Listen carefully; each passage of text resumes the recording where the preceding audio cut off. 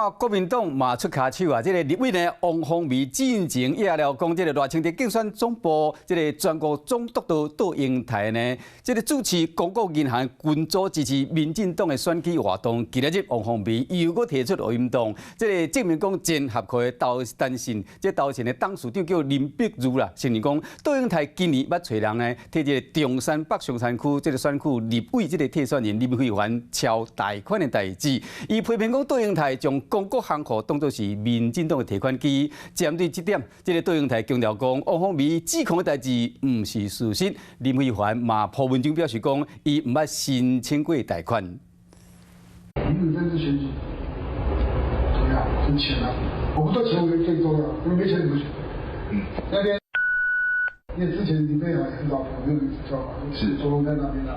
赖清德竞选总部全国总督导杜英台制定公股银行群组了后，国民党立委王凤美搁再提出引动，控诉杜英台今年捌找人甲中山北中山选区替选人林慧环敲贷款。那平常我捐助，我请你帮忙，你要帮忙。有啊，对啊，对啊，啊对了，那当然好，那你说有时候灰色怎么样？如果是灰色地带，所以我意思说，就是要好人情在哪里？在前2天发文去反驳我说我胡乱攀咬没有贷款的事情，我现在就拿出证据。你卓荣泰敢说你没有去瞧贷款吗？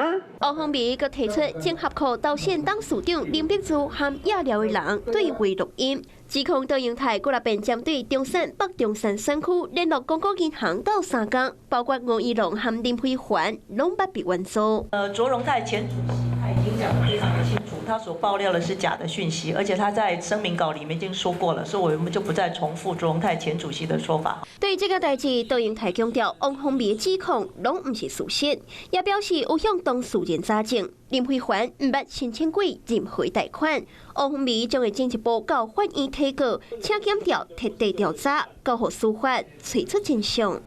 Hello， 我是庄慧琪。想要抢先掌握最及时的新闻资讯吗？赶快订阅、按赞、开启小铃铛，锁定华视新闻 YouTube 频道。